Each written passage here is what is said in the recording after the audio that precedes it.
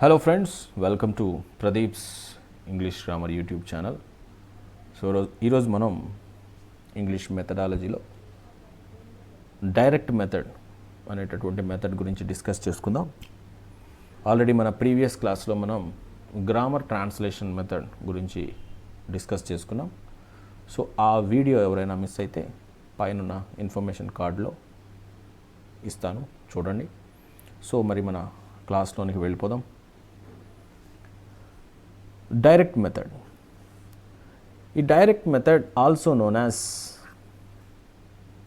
natural method, anti-grammatical method, reform method, phonetical method. So direct method ki ఇంకొక పేరు, it is also known as దీన్ని natural method అని అంటారు, anti-grammatical method అని అంటారు, reform method అని అంటారు, phonetical method అని అంటారు. Right. It was developed by Maximilian Berlitz. So ఈయన ఈ డైరెక్ట్ మెథడ్ అనే దాన్ని డెవలప్ చేయటం జరిగింది అన్నమాట. A language could best be taught by using it actively in the classroom అని ఫ్రాంక్ అనే ఒక లింగ్విస్ట్ చెప్పారు. సో ఏంటంటే దాని అర్థము, మనం గ్రామర్ ట్రాన్స్లేషన్ మెథడ్ ఏదైతే ఉందో దానికి ఇది పూర్తిగా ఆపోజిట్గా ఉంటుందన్నమాట. అందుకనే కూడా చూడండి, ఇక్కడ యాంటీ గ్రామటికల్ మెథడ్ అని కూడా అన్నారు.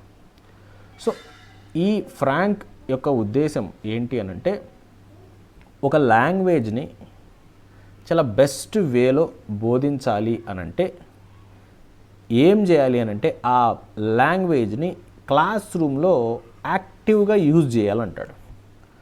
సో యూజ్ చేయాలి, లాంగ్వేజ్ని యూజ్ చేయాలి.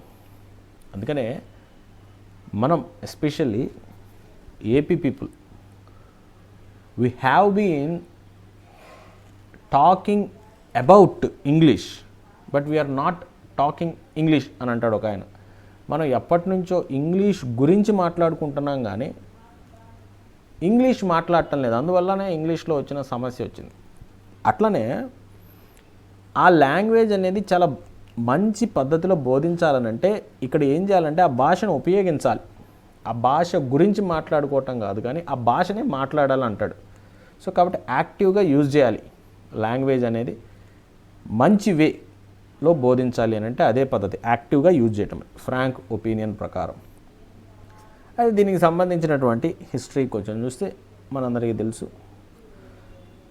ఇండస్ట్రియలైజేషన్, సో యూరోప్ కాంటినెంట్లో, ఇంకా చెప్పాలంటే ఇంగ్లాండ్లో పారిశ్రామిక విప్లవం జరిగింది.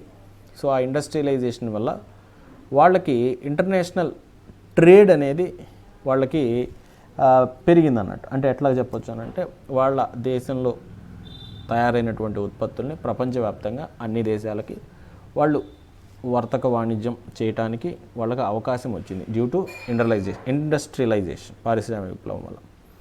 సో కాబట్టి in the mid and late 19th century language teachers found GMT ineffective in developing communicative ability. So ఇక్కడ మనం చూస్తే ఇక్కడ ఏమంటున్నాడంటే, ఇంటర్నేషనల్ ట్రేడ్ అనేది జరపాలి, వేరే దేశం వాళ్ళతో మనం ఒక బిజినెస్ డీల్ మాట్లాడుకోవాలనంటే ముందుగా ఆ దేశం వాళ్ళతో, ప్రతి ఒక్క దేశంలో ఒకే భాష మాట్లాడాలన్న రూల్ ఏం లేదు కదా. సో కాబట్టి వాళ్ళ దేశం వ్యక్తులతో మనం కమ్యూనికేట్ అవ్వాలి అని అంటే మన భాష వాళ్ళకి వచ్చి ఉండాలి. సో ఇక్కడ ఏంటి, అక్కడ ట్రేడింగ్ అనేది, సో ఇండస్ట్రియలైజేషన్ వల్ల దానికి మంచి ఆపర్చునిటీ వచ్చింది కాబట్టి సో వాళ్ళకి ఇంగ్లీష్ మాట్లాడే వాళ్ళు ప్రపంచవ్యాప్తంగా అవసరమయ్యారు. అయితే ఈ ఇంగ్లీష్ నేర్పించాలి అని అంటే మనకు అంతకుముందే ఉన్న ఈ గ్రామర్ ఇది ఉంది కదా, GMT method, grammar translation method, ఓకేనా. సో కాబట్టి ఇట్లా ఉండాలి, GMT కదా, GTM. ఈ గ్రామర్ ట్రాన్స్లేషన్ మెథడ్ ఏదైతే ఉందో ఇది ఇన్ఎఫెక్టివ్గా ఉంది, అంత పనికిరాదు, దేనికి, కమ్యూనికేటివ్ ఎబిలిటీకి పనికిరాదు. అది ఏం చేస్తుంది, గ్రామర్ రూల్స్ చెప్తుంది. సో ఇదంతా చెప్తుంది అంటే రాయటానికి అండ్ వీటికి పనికి వస్తుంది, కానీ కమ్యూనికేషన్కి వచ్చేసరికి గ్రామర్ ట్రాన్స్లేషన్ మెథడ్ అనేది సో అది అంత ఎఫెక్టివ్గా లేదు అని చెప్పి కనిపెట్టడం జరిగింది. సో కాబట్టి దానికి ఒక ఆల్టర్నేటివ్ మెథడ్ అనేది రావాల్సినటువంటి అవసరం ఏర్పడింది. సో ఇంకా చూస్తే meaning should be connected directly without translation. So ఇందులో మీనింగ్ ఏదైతే ఉందో అది ట్రాన్స్లేషన్, చూడండి, వితౌట్ ట్రాన్స్లేషన్ చేయకుండానే డైరెక్ట్గా ఏమవ్వాలా, కనెక్ట్ అయిపోవాలి. ఇప్పుడు మనము గ్రామర్ ట్రాన్స్లేషన్ మెథడ్లో ఏం చేస్తామనంటే, ఒక సెంటెన్స్ ఉంది అని అనుకోండి, ఆ సెంటెన్స్లో వర్డ్స్ ఉంటాయి కదా, ఆ ప్రతి పదాన్ని తెలుగులో మనం ట్రాన్స్లేట్ చేసి ఒక సెంటెన్స్కి ఒక పూర్తి అర్థాన్ని చెప్తాం. అయితే డైరెక్ట్ మెథడ్లో ఆ విధమైనటువంటి ట్రాన్స్లేషన్, మదర్ టంగ్లో ట్రాన్స్లేషన్ అనేది ఉండదు. సో కాబట్టి ఆ మదర్ టంగ్లో ట్రాన్స్లేషన్ అనేది ఉండకుండా డైరెక్ట్గా మీనింగ్ అనేది వస్తుంది కాబట్టి దీన్ని డైరెక్ట్ మెథడ్ అని అనటం జరిగింది. సో ఇది ఆ పేరుకున్నటువంటి అర్థం. ఎందుకని దీన్ని డైరెక్ట్ మెథడ్ అన్నారంటే, ఇందులో మదర్ టంగ్ ఇన్వాల్వ్మెంట్ ఉండదు, ట్రాన్స్లేషన్ ఇది ఏమి ఉండదు, డైరెక్ట్గా మీనింగ్ అనేది వితౌట్ ట్రాన్స్లేషను అది కన్వే అవుతుంది. కాబట్టి దీన్ని డైరెక్ట్ మెథడ్ అని అనటం జరిగింది.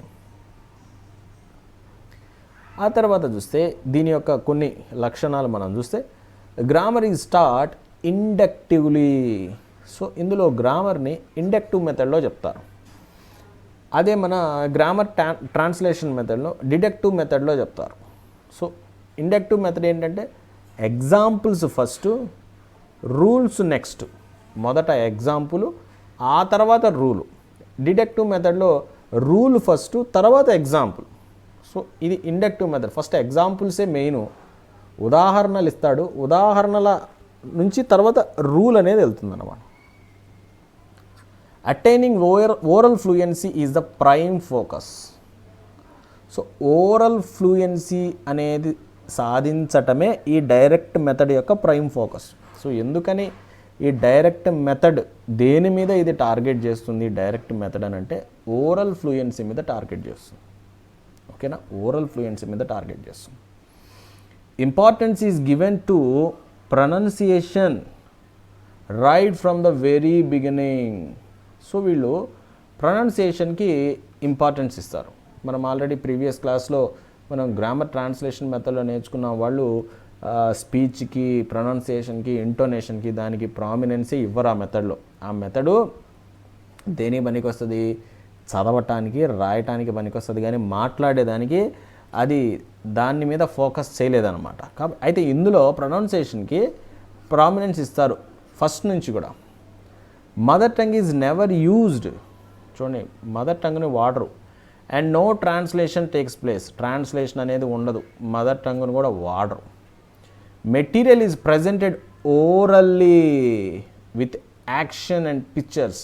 సో మెటీరియల్ కూడా ఎలా ఉంటుందనంటే ఓరల్గా ప్రజెంట్ చేస్తారు, యాక్షన్స్, పిక్చర్స్. అంటే ఇక్కడ మనకి ఈ టీఎల్ఎం అంటారు చూసారా, ఈ టీఎల్ఎం యొక్క ప్రామినెన్స్ ఎక్కువ ఉంటుంది అనమాట. ఆడియో విజువల్ ఎయిడ్స్ని ఎక్కువగా ఉపయోగిస్తారు. అంటే బొమ్మల ద్వారా లేకపోతే చిన్న చిన్న యాక్షన్ చేయటం ద్వారా టీచరు కన్వే చేస్తాడు, మదర్ టంగ్ని మాత్రం ఉపయోగించడం అనమాట. Unit of teaching is sentence, important. అదే గ్రామర్ ట్రాన్స్లేషన్ మెథడ్లో యూనిట్ ఆఫ్ టీచింగ్ ఏంటి, వర్డ్. ఆడ యూనిట్ ఆఫ్ టీచింగ్ వర్డ్, ఇక్కడ unit of teaching sentence. So ఇక దీనికి సంబంధించి హెచ్ చాంపియన్ అనే ఆయన యొక్క అభిప్రాయం మనం చూస్తే ఇవన్నీ బిట్స్కి ఇస్తారు. The direct method is a method of teaching English directly. Direct method అంటే ఏంటి అంటే టీచింగ్ ఇంగ్లీష్ డైరెక్ట్లీ, ఇంగ్లీష్ని డైరెక్ట్గా టీచ్ చేసే మెథడే డైరెక్ట్ మెథడ్. ఇంకా చూస్తే is to establish a direct or immediate association, direct association or immediate association between experience and expression. ఈ పదాలు బాగా గుర్తుపెట్టుకోండి friends, experience and expression. So ఎక్స్పీరియన్స్కి, ఎక్స్ప్రెషన్కి డైరెక్ట్ అసోసియేషన్ లేక ఇమీడియట్ అసోసియేషన్ని ఎస్టాబ్లిష్ చేయటమే.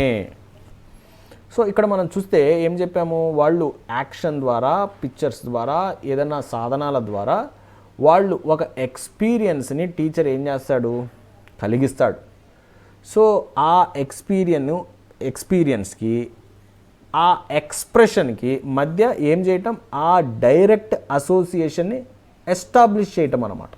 ఈ పదం చాలా జాగ్రత్తగా గుర్తుపెట్టుకోండి, ఎక్స్పీరియన్స్ అండ్ ఎక్స్ప్రెషన్ అని. అట్లనే between English words, phrases or idioms and its meaning. So వీటికి మధ్య కూడా ఏంటి, డైరెక్ట్ ఆర్ ఇమీడియట్ అసోసియేషన్ని ఎస్టాబ్లిష్ చేయటం. ఎక్స్పీరియన్స్ అండ్ ఎక్స్ప్రెషన్కి, ఇంగ్లీష్ వర్డ్స్కి, ఫ్రేజెస్కి, ఇడియమ్స్కి, వాటి యొక్క అర్థాలకి సంబంధించినటువంటి డైరెక్ట్ ఆర్ ఇమీడియట్ అసోసియేషన్ని ఎస్టాబ్లిష్ చేయటమే డైరెక్ట్ మెథడ్ అని హెచ్ చాంపియన్ చెప్పటం జరిగింది. సో ఈ మెథడ్లో ఉన్నటువంటి కొన్ని సిగ్నిఫికెంట్ ఈ ఐటమ్స్ మనం చూసినట్లయితే, నెవర్ ట్రాన్స్లేట్ చేయొద్దు. మరి ట్రాన్స్లేట్ చేయకుండా ఏం చేయాలా, ఓన్లీ డెమాన్స్ట్రేట్ చేయాలి, ట్రాన్స్లేషన్ వద్దు. నెవర్ ఎక్స్ప్లెయిన్ చేసేది ఉండదు. ఒక సెంటెన్స్ని చదివి దాన్ని ఎక్స్ప్లెయిన్ చేయటం అలాంటిది ఏముండదు, only act. Never make a ఒక స్పీచ్ లాగా ఏం చెప్పొద్దు. ఆస్క్ క్వశ్చన్స్ అడిగితే వాళ్ళే సమాధానాలు చెప్తారు, దాంట్లో నుంచే మనం రాబట్టుకోవాలి. అంటే మాటలకి ప్రామినెన్స్ ఇవ్వాలి. అది ఎవరి మాటలకి, మన మాటల కంటే కూడా స్టూడెంట్ మాటలకి. నెవర్ ఇమిటేట్ మిస్టేక్స్, తప్పుల్ని ఏం చేయాలా, ఇమిటేట్ చేయొద్దు, కరెక్ట్ చేయాలి తప్పుల్ని.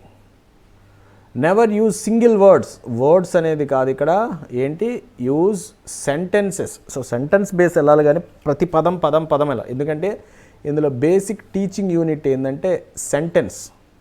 అదే GTM గ్రామర్ ట్రాన్స్లేషన్ మెథడ్లో బేసిక్ టీచింగ్ యూనిట్ వచ్చి word. Never speak too much, ఎక్కువగా మనం మాట్లాడకూడదు. Make the student speak much, పిల్లలు ఎక్కువ మాట్లాడాలి. నెవర్ యూజ్ ద బుక్, పుస్తకాన్ని ఎక్కువ ఉపయోగించొద్దు. Use your lesson plan. So ఒక లెసన్ ప్లాన్ ఉంటుంది, దాన్ని యూజ్ చేయాలి. మనం ప్రిపేర్ చేసుకున్న లెసన్ ప్లాన్ని యూజ్ చేయాలి కానీ టెక్స్ట్ బుక్ ఏదైతే ఉందో దాన్ని ఎక్కువగా యూజ్ చేయకూడదు. నెవర్ గో టూ ఫాస్ట్, ఇంకా టక చెప్పేసుకొని వెళ్ళిపోవటం కాదు. Keep the face of the student, ఆ పిల్లోడి యొక్క ఆ పేస్ని బట్టి మనం ఏం చేయాలా, వెళ్తూ ఉండాలి. ఇప్పుడు ఫాస్ట్ లెర్నర్ అయితే ఫాస్ట్గా వెళ్ళు, స్లో లెర్నర్ అయితే స్లోగా వెళ్ళు. అండ్ ఆఫ్ కోర్స్ క్లాస్ అంటే అందరూ ఒకే రకంగా ఉండరు కాబట్టి మనం ఒక మినిమం పేస్ మెయింటైన్ చేస్తూ వెళ్తూ ఉండాలి. నెవర్ స్పీక్ టూ క్విక్లీ, చాలా క్విక్గా మాట్లాడొద్దు. టూ లౌడ్లీ, చాలా బిగ్గరగా కూడా మాట్లాడొద్దు. క్విక్గా మాట్లాడకుండా నార్మల్గా మాట్లాడండి. లౌడ్గా మాట్లాడకుండా న్యాచురల్గా, ఏదో కొంతమంది పెద్దగా అరుస్తుంటారు పాఠం చెప్పమని, ఎంత పెద్దగా అరిస్తే అంత బాగా చెప్తారు అన్నట్టు, అట్లా చేయకూడదు. న్యాచురల్గా ఎట్లా మాట్లాడతాం మనం అట్లా మాట్లాడేయాలి, అంతేగాని ఏదో కేకలేసి చెప్పడం అనేది కరెక్ట్ కాదు. నెవర్ బీ ఇంపేషెంట్, సో ఎప్పుడు కూడా పేషెన్స్ కోల్పోవద్దు, మీ సహనాన్ని కోల్పోవద్దు. టేక్ ఇట్ ఈజీ, ఓకేనా. సో కాబట్టి ఇవి ఫాలో అవ్వాలి. ఆ తర్వాత ఈ మెథడ్లో ఉన్నటువంటి డైరెక్ట్ మెథడ్లో ఉన్నటువంటి అడ్వాంటేజెస్ చూస్తే, సైకలాజికల్లీ సౌండ్ మెథడ్. సో సైకలాజికల్గా చూస్తే ఇది గ్రామర్ ట్రాన్స్లేషన్ మెథడ్ కంటే కూడా ఇట్స్ ఎ సౌండ్ మెథడ్. అవును కదా, చిన్నప్పుడు మనం ఒక భాషను ఎలా నేర్చుకున్నాం, అది ఎవరి మదర్ టంగ్ అయినా కూడా దాన్ని ఇంకో భాషలో ట్రాన్స్లేట్ చేసి ఏం చెప్పలేదు, డైరెక్ట్గా ఇంట్లో వాళ్ళు మాట్లాడుతూ ఉంటే మనం డైరెక్ట్గా విని నేర్చుకున్నాం. సో కాబట్టి సైకలాజికల్గా ఇది సౌండ్ మెథడ్, అందుకని ఇది న్యాచురల్ మెథడ్ అని కూడా అన్నారు. Use of audio visual AIDS, actions and demonstrations makes learning lively and interesting. So కాబట్టి ఇవన్నీ ఉపయోగిస్తే అఫ్కోర్స్ ఎలా ఉంటుంది చెప్పండి, పిల్లలకి లెసన్ వినేటప్పుడు చాలా లైవ్లీగా ఉంటుంది క్లాస్ రూమ్, పిల్లోడు చాలా ఇంట్రెస్టింగ్గా ఫీల్ అవుతాడు. యాక్టివ్ పార్టిసిపేషన్ ఆఫ్ లెర్నర్స్, వినేవాళ్ళ యొక్క పార్టిసిపేషన్ చాలా యాక్టివ్గా ఉంటుంది. ప్యాసివ్ లెర్నర్స్ లాగా ఉండిపోతారు ఇందులో, గ్రామర్ ట్రాన్స్లేషన్ మెథడ్లో ప్యాసివ్ లెర్నర్స్ లాగా ఉండిపోతారు. Memorisation is discouraged. సో ఇక్కడ మెమరైజేషన్ అనే దాన్ని ప్రోత్సహించేది లేదు, దాన్ని డిస్కరేజ్ చేసేస్తారు. Ideas from concrete to abstract. So concrete to abstracts, so ఎట్లాగా చెప్పొచ్చు అని అంటే కాంక్రీట్ ఐడియాస్ నుంచి అబ్స్ట్రాక్ట్లోనికి ఇలా తీసుకుపోతారు అనమాట. అర్థమవుతుందా అంటే ఇందాక చెప్పుకున్నాం కదా. సో ఫ్రమ్ ఎగ్జాంపుల్స్ టు ఏంటి రూల్, ఓకేనా. సో అది అనేది చాలా మంచి పద్ధతి. ఆ తర్వాత ఇందులో ఉన్నటువంటి డిసడ్వాంటేజెస్ చూస్తే it is largely dependent on the skill of the teacher skill మీద ఇది డిపెండ్ అయి ఉంటుంది. ఒక టీచర్కి స్కిల్ లేకుండా నేను ఇది సైకలాజికల్గా సౌండ్ మెథడు నేను దీన్ని యూజ్ చేస్తానంటే ఆయన దగ్గర స్కిల్ లేకపోతే ఈ మెథడ్ అనేది అంత ఉపయోగకరమైనది కాదు. It is very difficult to find competent teachers in countries like India. మనలాంటి దేశాల్లో ఇటువంటి కంపీటెంట్ టీచర్స్ దొరకటం కష్టం. ఎందుకంటే అందరూ కూడా చిన్నప్పటి నుంచి గ్రామర్ ట్రాన్స్లేషన్ మెథడ్లోనే నేర్చుకున్నారు. వాళ్ళు ఆ మెథడ్ ద్వారానే ఏమయ్యారు, టీచర్లు అయ్యారు అంతా. ఇప్పుడు వీళ్ళు డైరెక్ట్గా ఇంకొక మెథడ్లో చెప్పాలనంటే అటువంటి వాళ్ళు దొరికేది ప్రస్తుత పరిస్థితుల్లో కష్టం. సో నియర్ ఫ్యూచర్లో మనం ఖచ్చితంగా కూడా మనం ఎక్స్పెక్ట్ చేయొచ్చు అటువంటి టీచర్స్ మన దేశంలో నుంచి వస్తారని. Concentrates on overall aspect of language learning and ignores reading and writing. So రాయటము చదవటము, సో ఈ చదవటం రాయటం అనే వాటిని ఇది ఏం చేసిద్ది, కంప్లీట్గా ఇగ్నోర్ చేసిద్ది. ఏ కాడికి మాట్లాడుతున్నాడా లేదా అంత మటుకే చూస్తుంది. సో ఆ మెథడ్ ఉంది. ఏ మెథడు, గ్రామర్ ట్రాన్స్లేషన్ మెథడు. అది రాయటాన్ని చదవటాన్ని దాన్ని ఎంఫసైజ్ చేస్తుంది కానీ మాట్లాడేది తగ్గిస్తుంది. ఇది ఏం చేస్తుంది, మాట్లాడటానికి ఎక్కువ ప్రామినెన్స్ ఇస్తుంది కానీ దీనికి ఇవ్వదు. Complete management of mother tongue is not possible. అసలు మదర్ టంగ్ అనేది ఉపయోగించకుండా ఒక పిల్లోడికి కొత్త భాష నేర్పించాలి అని అంటే అదంత సులభమైన పని కాదు. ఇప్పుడు ఏదైనా మీరు కొత్త భాష నేర్చుకోవాలని అనుకోండి, సో ఆ భాషలో మీరు మాట్లాడాలంటే వెంటనే ఏమంటారు, దీన్ని ఏమంటారు డిక్షనరీలో చూస్తూ ఉంటాం. సో అంటే మదర్ టంగ్లో మనకు తెలుసుకుంటేనే ఓహో అన్నట్టు అర్థమయ్యేటట్టుగా ఉంటుంది. కాబట్టి మదర్ టంగ్ ఇన్ఫ్లుయెన్స్ లేకుండా మనము ఈ డైరెక్ట్ మెథడ్లో కొత్త భాష నేర్చుకోవడం అనేది అంత సాధ్యమయ్యేటటువంటి పని కాదు. According to Thompson and Wyatt, we cannot forbid the child to think in his mother tongue. ఒక పిల్లోడిని వాడి మదర్ టంగ్ యూజ్ చేయకుండా కంప్లీట్గా డైరెక్ట్ మెథడ్లోనే మనం టీచ్ చేయాలి అని మనం అనుకుంటాము. అయితే ఆ పిల్లోడు మదర్ టంగ్ గురించి థింక్ చేయకుండా మనమేం చేయలేం. ఖచ్చితంగా వాడికి మదర్ టంగ్ ఇన్ఫ్లుయెన్స్ అనేది ఖచ్చితంగా ఉంటుంది అని చెప్పి థామ్సన్ అండ్ వైట్ అనేటటువంటి సైంటిస్టులు. గుర్తుపెట్టుకోండి, ఇక్కడ ఇద్దరు థామ్సన్ అండ్ వైట్. తర్వాత expensive method as it needs lot of audio visual AIDS. So కాబట్టి ఇది కొంచెం ఎక్స్పెన్సివ్ మెథడ్. ఎట్లా మనకి గ్రామర్ ట్రాన్స్లేషన్ మెథడ్లో బుక్ తీసుకుంటారు, లైన్ చదివేసి పాఠం అయిపోయిందని అంటారు. కానీ ఇక్కడ ఏం చేయాలా, మదర్ టంగ్ ఉపయోగించకూడదు. ఏ విషయాన్నైనా కూడా డైరెక్ట్గా చెప్పకుండా ఏదైనా ఒక ఆడియో విజువల్ ఎయిడ్ ద్వారా చెప్పాలా. మరి అలాగ పిల్లోడికి కొత్త విషయాలు నేర్పించాలంటే ఇలాంటి వాటిని చాలా మనం రెడీ చేసి పెట్టుకోవాలి కదా. కాబట్టి ఇది కొంచెం ఖర్చుతో కూడుకున్నటువంటి మెథడ్. ఓకే ఫ్రెండ్స్, అది వచ్చేసి డైరెక్ట్ మెథడ్ గురించి. సో ఈ మనము ఇప్పటిదాకా మెథడాలజీకి సంబంధించి మనం ఈ సిరీస్ చేస్తూ ఉన్నాము. సో మీకు ఈ క్లాసెస్ నచ్చితే కనుక షేర్ చేయండి, సబ్స్క్రైబ్ చేసుకోండి. సో రిమైనింగ్ అన్ని టాపిక్స్ జనరల్ ఇంగ్లీష్కి సంబంధించి గ్రామర్తో సహా అన్ని టాపిక్స్తో త్వరలో మీ ముందుకు వస్తాను. Okay friends, thank you. That's all for today.